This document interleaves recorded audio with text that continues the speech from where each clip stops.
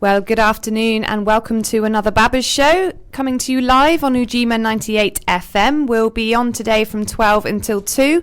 It's a busy day today. I'm Ruth, I'm presenting. We're going to be speaking to lots of organisations in Bristol, lots of charities that have been funded through a new fund that's available in Bristol called Community Kickstart. And this fund is for projects relating to older people that help to reduce or prevent their isolation and loneliness. So loads on that today, but I'm joined now in the studio by Ros Kennedy. Hi, Ros. Hello. And by JK. And so back in the studio now, we've got Bianca from Bristol Aging Better. Bianca's going to tell us a little bit about a new fund that's available to community groups in Bristol. And then once we've heard from Bianca, we will be speaking to a couple of the groups that have received funding in this first round. But firstly, Bianca, tell us a little bit more about the Community Kickstart Fund. Great. Well, the Community Kickstart Fund is funding of up to £2,000 for new activities to help reduce or prevent isolation and loneliness of older people. It's in-kind funding, so we can provide goods or services to groups, which means they can really take ownership of their activities and come up with the ideas themselves rather than them having to deliver a Bristol Aging Better design service. So we've had some really innovative ideas, some from some of the kind of big players in Bristol's voluntary sector, but some just from groups of older people or community interest companies. And I mean, the main thing is we're really looking for things that have been asked for and supported by older people themselves. And so we've had one round of applications so far. How many groups received funding in this first round? So we've actually got 24 projects, most of which will be starting in May, actually. So 24 new projects already in Bristol through this fund? Yeah. And how much money is available in total for this fund over the next few years? So we have £200,000 up until 2019. Great, so lots of money there, lots of potential to do some great work across Bristol. And who decides how this money is spent? So that's actually decided by older people as well. The Bristol Aging Better steering group of older volunteers meet quarterly, and they review all the applications that have come in for that quarter, and using a scoring criteria make a decision on which applications to be successful. Great, and so people can apply at any time? Yeah, they can buy it absolutely any time. We'll post on the website when the next sort of interim deadline is coming up, but it will be open for the duration of Bristol Aging Better.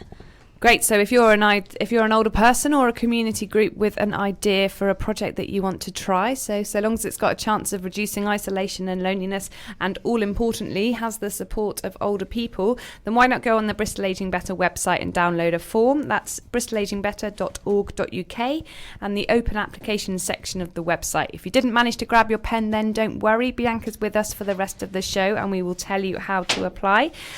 And enough about the fund, let's actually meet some of the people that have managed to get some money from it. So I'm delighted to have in the studio Sam Thompson from Hallfield Commons CIC. Welcome, Sam. Hello. Now tell us a little bit about Hallfield Commons CIC. What sort of project are you? Hallfield Commons CIC is a relatively new organisation. It's been set up in partnership with, it essentially builds on about 10 years worth of community activity in the Hallfield Common area. So it's a partnership between Friends of Hallfield Common, which is the Community Parks Group, the Ardar Toddler Group, which is at the other end of the age spectrum, although we have a lot of older volunteers at the Toddler Group, which is wonderful, and also Ardar Bowling Club, which has been resident in the Ardar, which is in the centre of Hallfield Common since about 1925. We've been working together for a number of years to try and develop a sort of new future, if you like. There's a lovely sports facility and community facility in the centre of the park that had, for a variety of reasons, not been being looked after perhaps as well as it could be.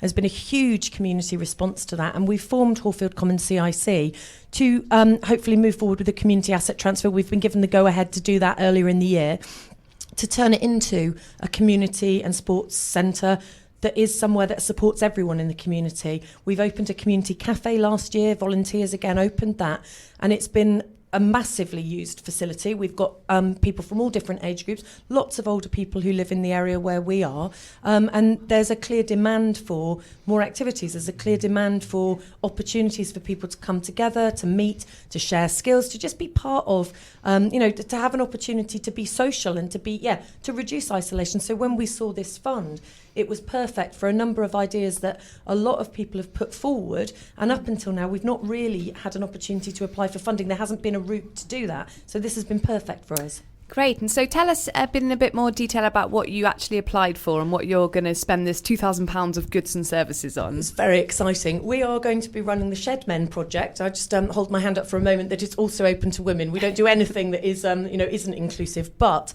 the Shed Men project is a project that started in Australia actually a number of years ago. It's been demonstrated that it's a way to bring older men particularly into activities. For instance, there are quite a lot of sort of knit and natter groups, coffee mornings. There's quite a lot of evidence that older men, perhaps particularly if they're single or for whatever reason, perhaps don't attend those, and so are not given as many opportunities to perhaps to be social. Where we are, there's an ageing population is increasing. We have a lot of people who live in the area whose children maybe have moved out of the area, grandchildren perhaps live elsewhere, and so for us it's an opportunity to get people together, to give them a direct into the kind of community projects. We've done a lot of stuff, like I said, opening a cafe, which was a lot of heavy work and lifting and carrying.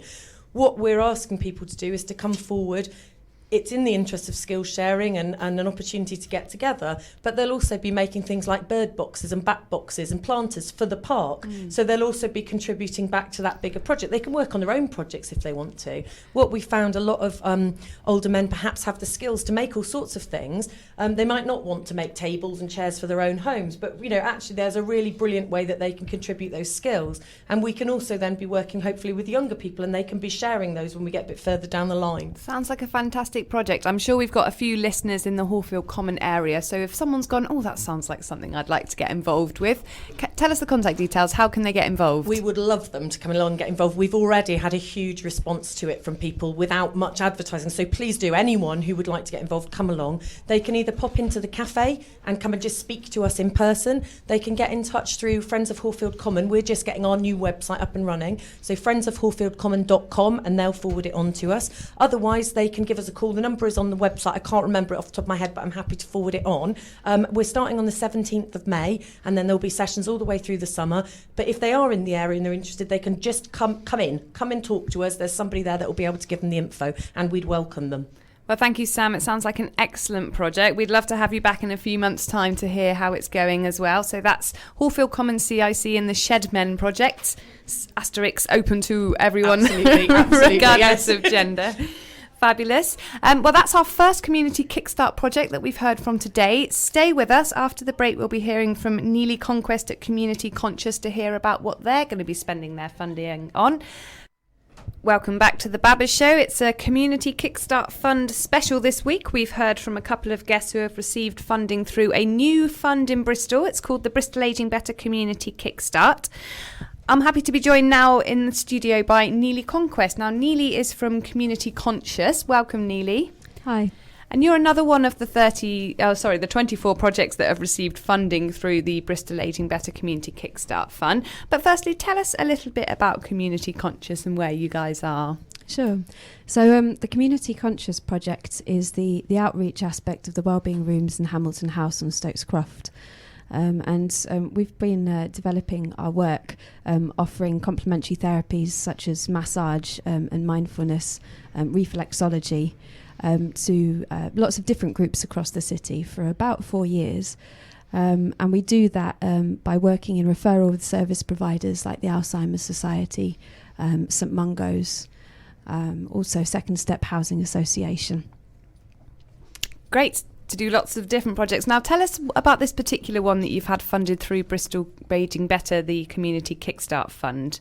Yeah, sure. We're really excited as well because I used to work as a member of care staff in residential homes when I was a bit younger, and so when I sort of heard about the opportunity for this funding, I was keen because we've been looking to bring complementary therapies to older people.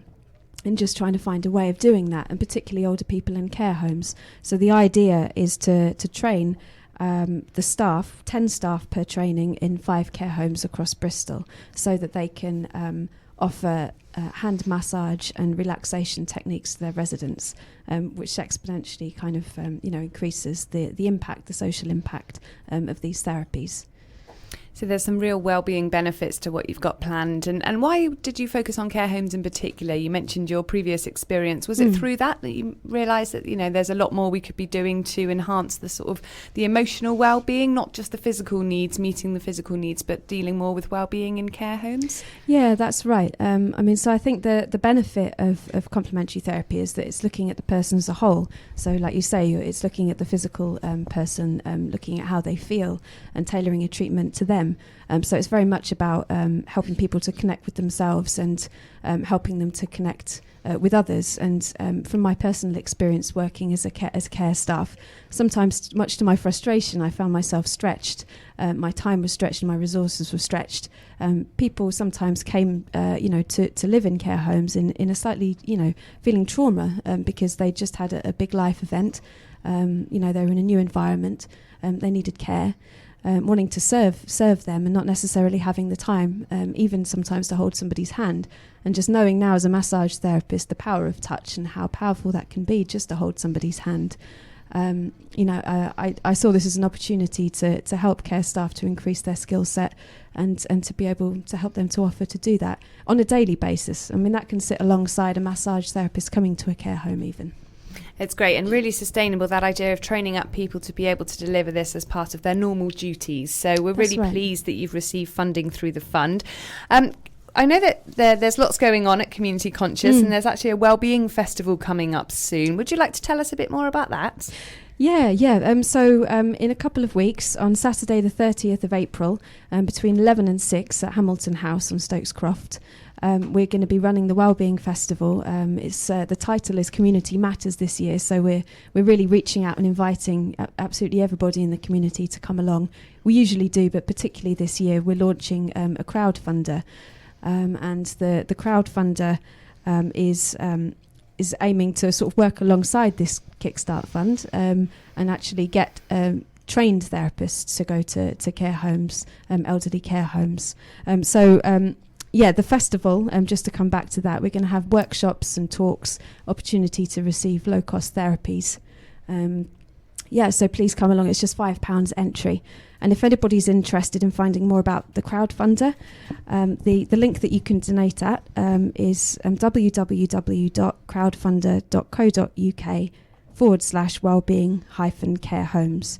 Or you can look on the Hamilton House website, and that's going to be lasting a month long, and it's going to be launched at the festival. Great. Well, thank you for joining us, Neely, and telling us all about this great new project. We wish you every success of it, and we hope that the Wellbeing Festival goes well also. Today I also have in the studio with me Sally Silverman and Audrey Slatican. I hope I pronounced that correctly. Statican, thank you very much, from the Jacob Wells Community Hub. Now, Jacob Wells Community Hub have received 2 different lots of funding from the Community Kickstart Fund, so we'll explore those in a little bit more. But firstly, welcome both to the studio. Sure. Tell us a bit more about Jacob Wells Community Hub. Why is it so important to have this provision in that particular part of the city? Okay, hi everybody. Yes, I'd just like to say a little bit about why the Jacobs Wells Community Hub has come together. Basically, we live in an area, Jacobs Wells Road, St George's Road, Hot Wells, which people know and think is a relatively affluent area, but actually it's a very mixed community. And the big thing for us is there's absolutely no community centre in this area at all. There are 37 across the rest of Bristol. We are an area, Jacobs Wells Road is a very historic road. People mostly see it as a sort of a traffic jam area, but it's a very historic road, very important to Bristol. And we have lost community facilities. We have lost the karate centre, and we're in danger of losing the dance centre, very important building. So we came together because when we realised we'd lost the old karate chapel, we decided we needed the power to act and to have our own voice, so we came together this time last year and got together as a group. 60 local residents came together and we formed the Jacobs Wells Community Hub. So this is the epitome of grassroots in that sense, then, Absolutely, isn't it? yes, yeah. We've. Do you want me to go on? Please, yes. We've had a number, haven't we, events, Audrey, over the years. The residents of St Peter's House very kindly let us use their meeting room, so we could have coffee mornings, quiz nights, get together, arrange events. We've recently, just a couple of days ago, had a pop-up community centre day in open space on St George's Road, which they let us have for free, which Bianca came along to. We had a taster Tai Chi session, which Audrey's going to tell you more about, and also a taster craft session, which is our other project. So many thanks to Open Space for that, but it was one day and people were saying, so are we going to meet again next week? No, sorry, because we haven't got anywhere to meet. So that's the basis of it. So that's what we're campaigning for. Well, it sounds like you're certainly meeting a local need here, and you can't underestimate the importance of having that venue, you know, that place where people can get together to do these shared activities. Because there's a lot of social isolation and loneliness in the area, and we're also completely drowned by the number of students in the area as well. So it's a problem. Well, we know that you've received funding for 2 different projects, so we'll hear about them more in detail after the break. But can you tell us quickly about those 2? What are they? I understand there's a Tai Chi class. Yes, the Tai Chi. I met up with Sally last year, and being an older person, I love the Tai Chi, and we'd love to have it more often than what we have been. But it's finding a place and the space to have it, and because we're gradually getting more people interested, but if we haven't got anywhere to have it, they lose heart and they don't bother to come anymore. And how was your Tai Chi taster session last week then? Was there lots of fabulous interest in it? Yeah, it was fabulous. And the thing is, with being an older person, after Tai Chi, I find the next day you feel much more relaxed than what you would be normally. Great. Well, stick with us. We've got the Babbers Radio Show. We're hearing from groups that have been funded through Kickstart. We'll be back after the break to hear more from Sally and Audrey, so please stay with us.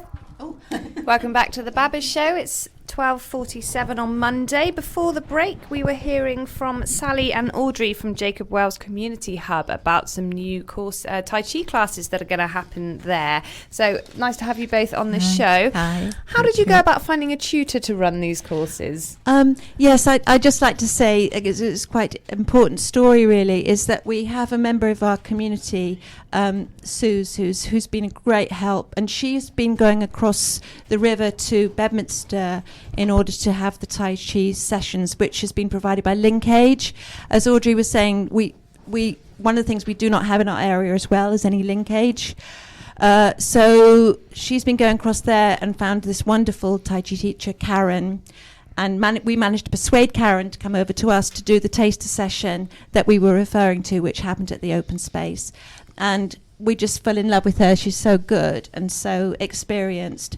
And it's actually through this award, through Bristol Aging Better, that we've got the promise of Karen leading some Tai Chi sessions, hopefully at the Pavilion, which was designed, intended as an urban village hall for the community above the Spitfire in the Harbourside, but has not been used as such. It's been used for corporate events. So we have been launching a big campaign, and we're hoping that come September this will be available to us at affordable community rates for the Tai Chi sessions. That sounds really interesting and something that's very needed, as we've said, particularly in that area. You mentioned a campaign. If people feel strongly about this, can they support you with this? Yes, absolutely. The thing to do is to get in touch with the Jacobs Wells Community Hub Facebook page or website, and there'll be a link to a petition, which we've been very, very strongly encouraged to do by the councillors in the area as well. So we are feeling optimistic, and we've had encouragement as well from Bristol Aging Better to pursue this. Yeah.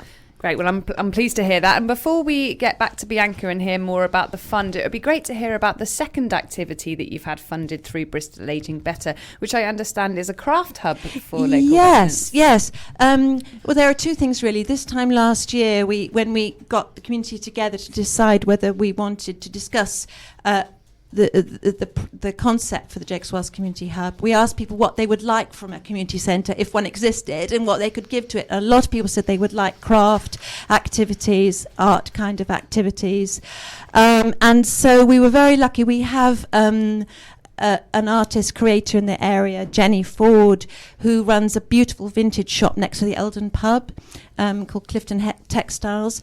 And at the moment, she's doing a massive sale out there to make space for us to have the craft hub, which will be launched in July. And she has some beautiful old materials, buttons, buckles, lace, all kinds of materials and clothes, which the craft hub can utilize, and also we hope bring memories of what people were wearing in the 20s and the 30s and the 40s and the 50s, and also it links in memories along with clothes and with feeling fabrics, and people are really keen to get started with that, and so we're very, very grateful to Bristol Aging Better for facilitating that to happen. Fantastic. And you say that's starting in July of this year? That will kick off in July, absolutely. We're just getting ready for it now. So Jenny's having a big sale out of the shop so we can make space to actually meet up there, make it accessible. Excellent. Well, good to hear about these two fantastic, quite different, but, quite unique projects that are going to be running through. Yeah, and they are projects that happen in most community centres, St Werburgh's, Southville, it's Eastern Community Centre, it's not rocket science. Thank you very much for this opportunity. Thank you, Sally and Audrey. It's been lovely having you both on the show. Wonderful. Thank you for having us. Thank you very much. Good luck with the projects as well. Thank you. I'm sure you'll get lots of interest. Wonderful. Bianca, you coordinate the Community Kickstart Fund. We've heard today already about some groups that have received funding. What made these bids make it through the panel? What have these people demonstrated that we're really looking for to be able to fund?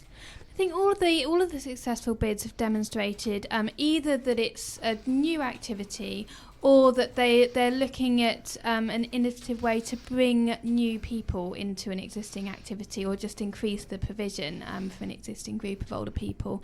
And also we're looking for ideas that have been asked for by older people themselves. It's great having a good idea, but unless you know that there are people over 50 in the area that are keen for it and will come along, then that's not something that would be eligible for Kickstart funding. So everything that's been successful is something that either older people themselves have applied, or an organisation has spoken to older people and they've said this is the kind of activity we want. And so these projects can run for up to a year. What happens after that? Can people reapply for the same pot of money to do the same projects? No, they can't reapply for the same project. Any organisation can put in as many applications they like for different projects. But what we're looking for is activities that have a plan in place for sustainability. So the idea really is that we provide the resources and the facilitation and the materials for something to start off, and then it becomes sustainable either by some activities will be charging people a small amount, even a pay what you can, which means they can carry on the funding, or actually once they've got the resources, they can carry on the activity themselves, or apply for a larger pot of funding, either from Bristol Aging Better or another organisation. And a large part of my role is actually supporting people to do that if they've had a successful Kickstart funding activity, to find ways that they can carry it on past those 12 months. Great. So in a nutshell, projects need to be new or be with new people. The idea has come from older people, and there needs to be a level of sustainability, so they need to show how they intend to carry this on beyond the initial Kickstart funding, hence the name. We've got a couple of minutes before we take a break and then hear from a few more projects that have received funding. Bianca, we couldn't have 24 people on the show today telling us about the funding they've received, but do you want to give us a couple of examples of other groups that have been funded through this fund? Yeah, absolutely. We have a couple of language classes actually running. We've got a group for Chinese elders, which will be happening in St Paul's, and so they're going to be doing I think it's a 40-week English course, so that will be really interesting to see. And we're also going to have a group running at the Trinity Centre, organisation called Awazatau are doing a English course for older Asian women who speak little to no English, and they're actually going to be bringing in the police force, the fire service and the ambulance service to demonstrate how to make emergency calls and how to sort of speak to people in their communities. So real life situations that will really reduce that isolation and loneliness that people face in not being able to communicate in those sorts of situations. Sounds fantastic. And I'm also delighted to say that the Babbers have actually received a kickstart to increase the people that will be involved in presenting this radio show. So stay tuned for further updates, but we will be inviting a local theatre group called Mukta Muncho to come and join us. You may remember before Christmas we had Mukta Muncho on talking about a radio play in Bengali that they were putting on. So we're delighted to be swelling our numbers through the Kickstart Fund and having a few more groups and a few more languages spoken on this show as well, which is something that's very exciting for us. So if you want to apply, there's still time. The application for this round closes on the 1st of May. You can find application forms. It's only 4 questions, so very easy, on bristolagingbetter.org.uk, or give us a ring on 928 1539. We'll be back after this. Welcome back to the Babbers Show. Before the break, you heard Living in America by James Brown. We're doing a community kickstart special today, so talking to lots of projects that have received funding through a new fund operated by Bristol Aging Better that anyone with an idea for reducing loneliness can apply to. More on that later. I'm joined in the studio now by Tim Clark of Southville Community Development Association and also John Collis from Sporting Memories that are going to be telling us about an exciting new project that they'll be doing in partnership. Firstly, Tim, welcome to the show. Good afternoon. So what happens at SCDA then in Southville? We know there's lots going on, but do tell us more. SCDA is the Community Development Association that runs the Southville Centre, amongst other things. We have various kind of community projects and run various things in the Southville area. We also run nursery provision. We have a cafe. We hire out our rooms to community groups, and we have a set of services for older people. Tell us a bit more about those older people specific services. Of course. So we run a weekly day opportunities service called the Monday Club for providing day activities for up to 20-25 people each Monday. We have entertainers come in. We always have a hot cooked lunch, various kind of craft activities, days out, those kind of things. We also work with a charity called Alive Activities to run a monthly session on a Wednesday afternoon for people affected by dementia and their carers. And we're also about to start quite an interesting new project with Young Bristol, which is an intergenerational water sports project where we'll be working with a group of older people and a group of young adults to introduce them into various water sports, with the idea really to get people kind of working together and building relationships over a programme of about 6 weeks of activities, and hopefully get people a bit more active and interested in new hobbies. Fantastic. And if anyone wants to see our friend of the show, Rhoda, at the weekend went out on the boats with JK. We've got a lovely picture of 90-year-old Rhoda on the water enjoying herself at the weekend, which just goes to show that it's for any age. Tim, thanks for that about Southville. You mentioned Alive, and I understand that they're also a partner in this project, Alive Activities. That's right, yeah. Very much our thinking with this project was that both at Sporting Memories and Alive obviously have quite specific expertise. Alive in delivering and providing sessions and Sporting Memories in terms of their model and the kind of sport as the hook to get people engaged in activity. So we very much always work on the principle that we can't be experts in everything, and if there are opportunities out there to work with others who have expertise in kind of specific areas, that's always a better approach for us than trying to kind of reinvent the wheel. And one of our experts is here in the studio with us. So, John, that's hopefully not too big an entrance for you, but lovely to have you here. Tell us more about Sporting Memories. Yes, well, Sporting Memories is basically, as the name suggests, it relates to sport, and it's mainly to engage older people in particular that are isolated or lonely, but also specifically any elderly people that have dementia or memory loss or anything along those sort of lines. And it's to really engage people that have the interest in sport, which we use as the hook. So from that point of view, as far as sport is concerned, if somebody has memories of sport, playing sport, watching sport, perhaps they have met an idol of theirs that we can discuss or talk about as well. All of this sort of comes into the conversation. So that's principally what we're involved with. We're based in several places around Bristol at the moment. There are regular groups at the Gloucestershire County Cricket Ground in Neville Road, and also groups in Yate and Downend as well. So we have those three established.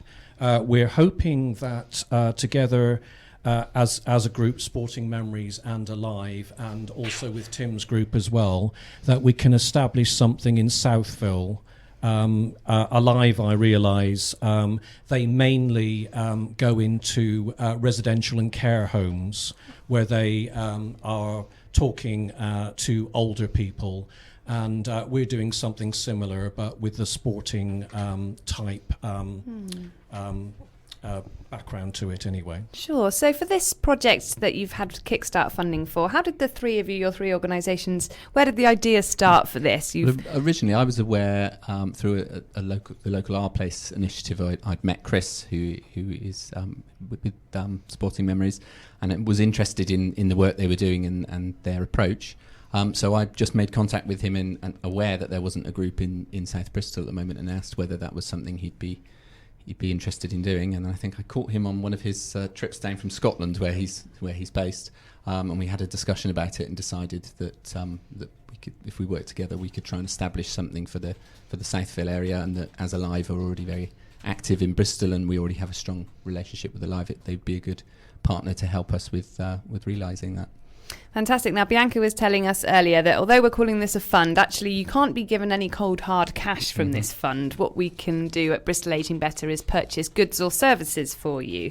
So what goods or services are you sort of purchasing through this fund to run this activity? So there are three main things that the fund will help support us with. One is that it will help to at least initially pay a facilitator to run the session. So someone from Alive will take on that role.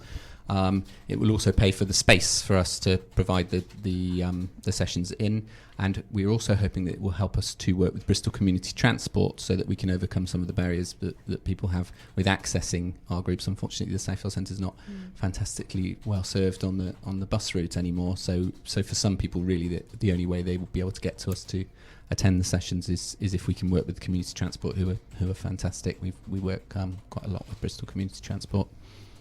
And we know that transport's a real issue when it comes to looking at how to sort of prevent isolation in Bristol. It can be very difficult for people who are reliant on their cars and who can no longer use them to get to all these wonderful activities that are taking place. So really pleased to hear that you've got that partnership with Bristol Community Transport. We were talking earlier in the programme as well about available space for activities, and it's great that the Southville Centre's got those rooms there when you can run things. And remember, they are available to hire as well. Absolutely. So people can get in touch if you're a community group looking for space.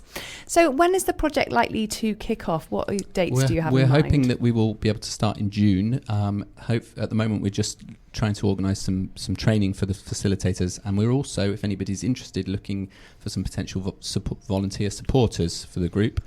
So that would be somebody who would attend each group and help people with accessing and help organise the groups. I know a lot of the Sporting Memories groups in the longer term are often made sustainable by being supported by volunteers and led by volunteers in some cases. So we're really interested in anybody, particularly anyone in the local area who'd be interested in getting involved in a community project and enjoys and likes talking about sport. They're very welcome to contact the Southville Centre about the possibility of volunteering. That's great. So they can give you a ring or just drop Absolutely. in as well. Yes. And Sporting Memories, do you have many volunteers in your ranks? Yes, we have quite a few. Some of the groups that we run, apart from the three that I mentioned, we also go into other places such as the Link Community Central and South. So we have volunteers that run or people that have been trained up specifically that run Sporting Memories in Link Community South. I go into Link Community Central on a Friday, And we have a mixed group there where, as well as older people, we also have people with learning difficulties and people with disabilities as well. And the common interest really is if they do have an interest in sport, obviously we can look to engage them. And the group itself, we just provide them with that opportunity that if they would have an interest in sport and would like to talk about sport or possibly even play sport. The other thing that we have with Sporting Memories is that once every couple of months we have an event at the cricket ground where we get, it's very much intergenerational, where we have, sometimes we have our students from the City Academy and also Bedminster Downs schools. So they come in and help with the activities, and from that point of view, that's another gathering where we try and bring together all of the Sporting Memories groups.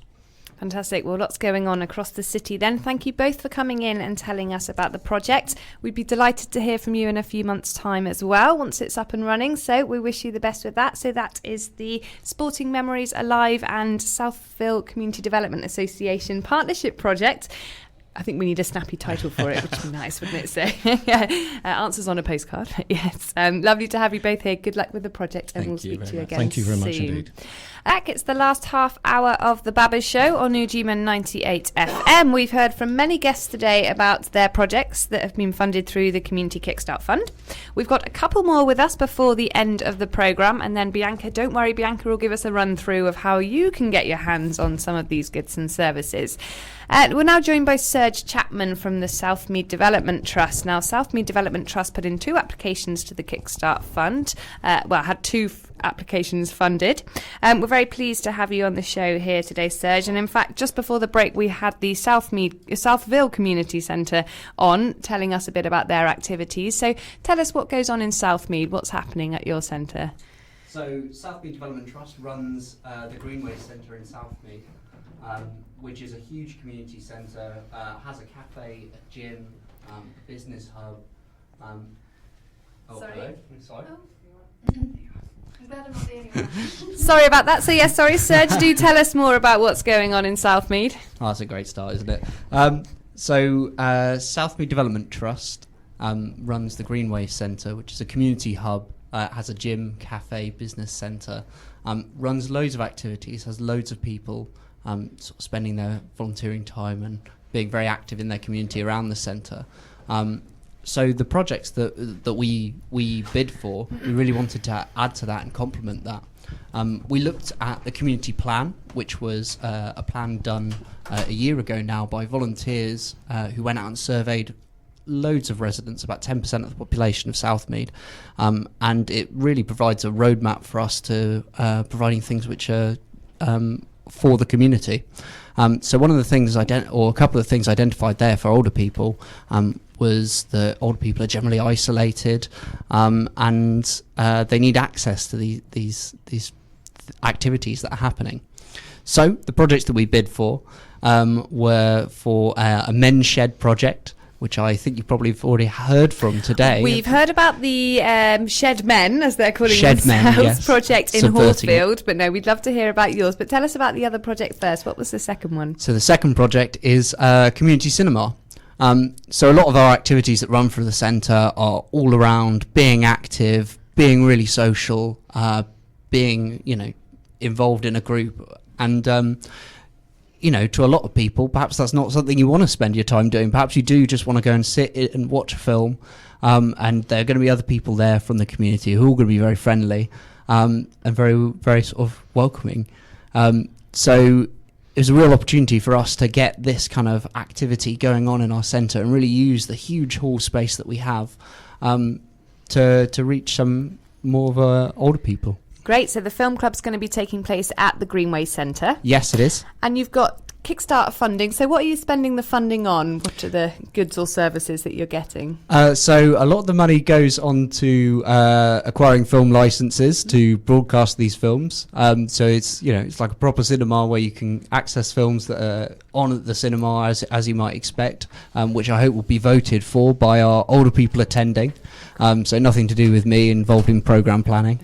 But another aspect of what we'd like to spend the money on, what we will spend the money on, is community transport. So we really want to run this voluntary service with community minibus, where we can go and collect people to come to our cinema, and it means you don't have to be particularly active, you don't have to be particularly mobile to come and participate in this activity. Which I think is a really good thing to be spending the money on. Absolutely, and if you're thinking of submitting a bid, then do consider transporting it as well. We know that it's great to have all like these activities on, but unless people age 50 and over can get to them, then they're not going to have the impact that we want them to. So the Film Club's one project. Quickly, any idea what this first film you're going to show will be? So I think the first film we're going to show is Dad's Army, the latest Dad's Army film that's come out. Certainly I've not seen it, so I'll be going. But yeah, we're hoping that'll have a bit of a broad appeal, and then when we have the first event, I'd love people that attend our first viewing to tell me what they'd like for their second viewing, and get it going and volunteer led really. Fantastic. So that's project 1 in Southmead, and the other project is a Men in Sheds one. So where did this idea come about? Is that through the community plan as well? Yeah, absolutely. So looking around Southmead, there are lots and lots of activities going on, but something that's missing is a project that's particularly aimed at men in the area. And actually, when you go along to a lot of the fitness things, some of the lunch clubs that happen, there's a lot of women there, and it got me thinking, where are the older men? And so the Men in Sheds is about setting up an activity. Whilst it isn't exclusive for men, it's aimed at men to be a sort of a welcoming space, and a space where you can have your own garden shed but share it with others, really. Sounds fantastic. And so 2 great projects that will be taking place in Southmead. Serge, how can people find out more if they want to get involved?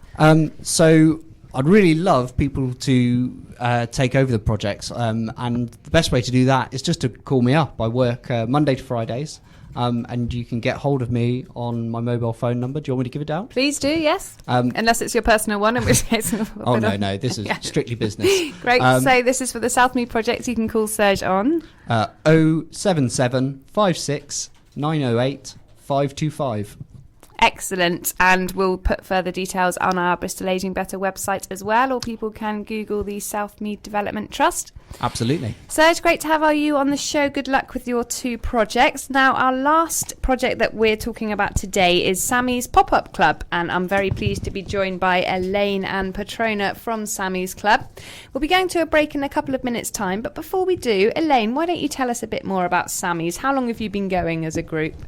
Sammy's was started on the 11th of March 2015.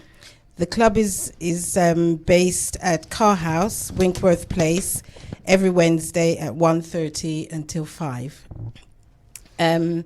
More about the club and how it came about. I was inspired by my daughter to start the club, which is run by myself and volunteers. Because of my job, caring the community, and I enjoy working with people, I could see at first hand that isolation and loneliness was a major issue in the surrounding communities. Hence, Sammy's Pop-Up Club was born.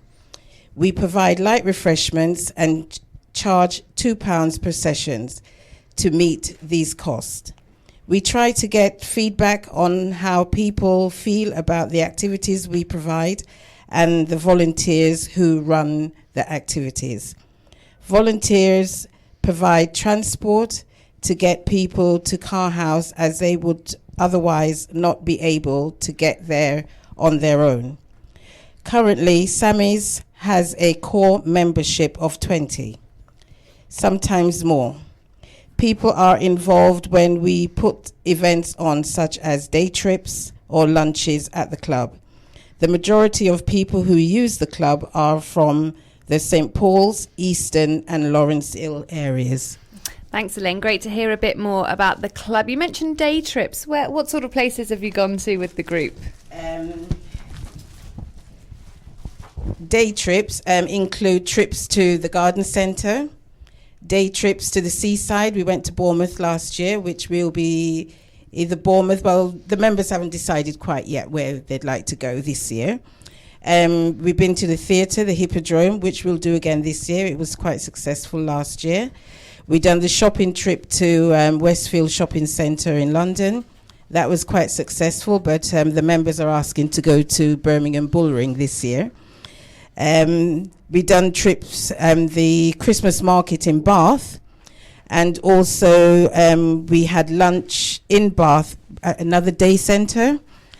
And this is the house of El Selassie, so it was quite interesting looking around the museum. Fantastic, bit. yeah, there's a real link with Bath and the Emperor Haile Selassie, isn't there? He Yes, lived there it for a is. bit in exile. So, thank you both. Well, stay with us. Tell us more about Sammy's after the break. We'll be back after some Marvin Gaye. Welcome back to the final part of the show. We've all been enjoying some Marvin Gaye in the studio. How sweet it is to be loved by you. I'm joined still by Elaine from Sammy's Pop-Up Club and also Petrona, who we didn't get a chance to speak to before the break. So, Petrona, I understand you're a volunteer with Sammy's. Yes, I am. And what does that involve? Involves like setting up for the club, and then sometime I do a little bit of cooking and stuff for the elderly ladies and gentlemen. Well, one which is myself, and also help with the games. And I do like a game of dominoes. Oh yes, are you very good? Not bad. And we have bingo as well. And now, thankfully, we've got sewing machines, so we can do some sewing as well, which I like very much. Fabulous. Well, more on that, because I understand that the sewing machines are what you've been funded through the Community Kickstart Fund. Yes, it is. Fantastic. Well, I'm really pleased to hear that. And this is an idea that came completely from older people themselves. They came to us and said, we're a group of older people, mature men and women, as I've been told to call them, who would like this other activity. So, Elaine, do tell us about the sewing and also the activities you have going on at Sammy's. Yes, as I put it down, the inside activities ranges from bingo, bring a dish, lunches, which goes down really well because all the members bring a dish in and we all have lunch, sharing different cultural foods and things. Also dominoes, arts and crafts, table tennis. The table tennis table was funded from the trip to Bournemouth, so that was quite nice. And also the members enjoy using the Colour Me Calm books, the colouring books. They really enjoy those, yeah. And that we have recently received a grant from the Bristol Aging Better Kickstart Fund. We have now have two sewing machines, 2 pedal exercisers, exercise bands, new curling equipment, table tennis bats and balls. We can now do Keep Fit and give members a wider range of activities to occupy their free time. And also at the club, the members, they also enjoy taking part in planning of trips and the structure of each Wednesday at the club. So a couple of things have come through the fund then, the sewing machines and also your New Age curling kit and the associated stuff. So for those who might not know, what is New Age curling? It's like bowls, isn't it? Yeah, but only thing is indoor and you slide this metal thing along. But it's great fun, because you knock your opponent out of the way. So it's quite, it's great fun. And the members are enjoying playing it, and it doesn't need a lot of strenuous things. So anyone with any type of mobility issue can play the game. Fantastic. You can even sit and play it. So that's pretty good. Excellent. Oh, we're pleased to hear that. And what sort of things do you think these sewing machines will be used for? What are we going to start seeing? Clothes, bags, all sorts of things? Yes, I think we might see, because we've had quilts. We wanted to do some patchwork quilts. And we started off doing the materials. Members bought in, materials that they've got in the house and we cut all those up. But then, of course, we didn't have the sewing machine to start putting things together, so now we'll be able to do that. And when we have these lunches, perhaps we have a little corner that we could, do some fundraising with what the members have made, can sell them on to, do more things for the club, really. Fantastic. And you say you've got about 20 regular members at the moment, is that right? Are you looking for more? Have you got space for a few more to join? Yes, because not everyone comes at the same time. And there are more members, but as I say, they take part on the trips more than to come into the club, So whichever way that I can get people out and together and doing things in the community it's good for me. Excellent. So remind us again when Sammy's takes place, when and where? It's every Wednesday, Car House, Winkworth Place, St. Paul's, and it's from 1:30 until 5. And people can just drop in, or should they let you know? Yes, please. No. They can just drop in, come along, see how things are. If you like it, then you can join. There's not a joint membership as soon as you step through the door. Come on in, have a day with us and see how things work and, make your mind up from there. Sounds great. I'm particularly interested in this bring your own, bring a dish food sharing, which after 2 hours of doing radio with no food in here is definitely something that's making my stomach rumble. So Elaine and Petrona, it's been lovely having you both on the show and to hear more about Sammy's Club. Good luck with it. Hopefully you'll get a few more recruits and enjoy those sewing machines. We can't wait to see what's made. Thank you. Great. Well, we're nearly at the end of the show now. Not long to go. It's flown by. It's been fantastic to hear about all these different groups that are getting funding through the Kickstart Fund. So remember, you don't need to be a registered charity to apply. It can be anyone, an individual, a group of older people. We won't be giving you any money, so we don't need to see your policies or look at your bank account statements or anything like that. It's a very simple form to do. It's only a couple of pages. So Bianca, remind us again when people need to get their forms in and how they can get hold of them. Yeah, so as I said, the fund is actually going to be open for the next 4 years. The next date when our panel of older people from the steering group will be sitting to review applications will be in the middle of May, and they're going to be looking at everything received up to and including the 1st of May. So if you have an idea and you think that you can get an application form in time for the 1st of May, then absolutely do.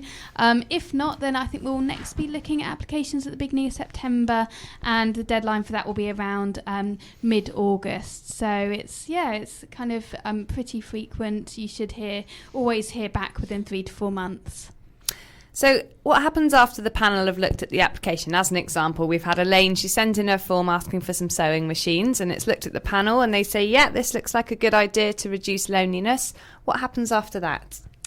Okay, so the panel actually score all the applications according to a criteria. If you go on our website and download the information for applicants document, which accompanies the application form, you can see a summary of that criteria actually to give you an indication of what they're going to be looking for.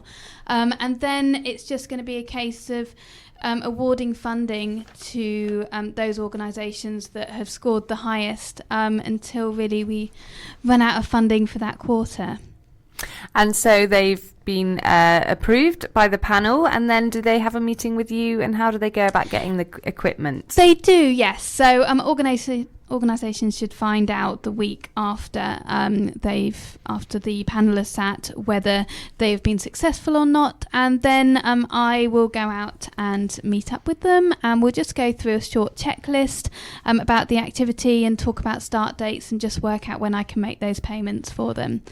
So, yeah, absolutely. So I've been really busy the last 3 weeks to month. I've gone out to all of these 24 activities, which are kind of as far out as Lawrence Weston or Lockley. So it's been really great to go and see all of these places that are doing such valuable work with older people. And so if people want sewing machines, can they tell you which ones they want to buy? What happens? Do they have to send you a few different quotes? Or? Yes, they do. So for each item that people are asking for funding for, we ask to see more than one and no more than 3 quotes for each item, which is just to show that what they're asking for is sort of value for money, really. But the organisations that are being funded, make the choice about what's right for them, actually. So you wouldn't necessarily buy something because it's the cheapest one. You want. Exactly, yeah. It depends on the members, with the sewing machines. It depends on what kind of things they're going to be producing. If they're going to be doing quite intricate quilting, then probably the cheapest sewing machine isn't going to work for what the members of the group want to do. So no, we don't dictate to them about what kinds of things they have to spend the money on. Great. So just a little recap on the fund then. If you want to be submitting up to 3 quotes for anything you want funded, needs to be a new idea or have the potential to be accessed by new older people. Needs to be sustainable, so you can't apply for the same money again. You can only get one lot of Kickstart funding per project, although if you have 2 excellent ideas, then by all means send more than one form in at once. And finally, and this is probably the most important one, you need to show that older people want it. It needs to come from older people themselves, and we can't say enough how much we do encourage groups of older people who have got together. You don't have to be necessarily a professional group. It could just be some people who have an idea and really want to get something started in their community. Then do fill in a form. It's a very easy form. Let us know, and you have until the 1st of May. And who knows, you could be joining us on a future show to talk about the funding that you've received.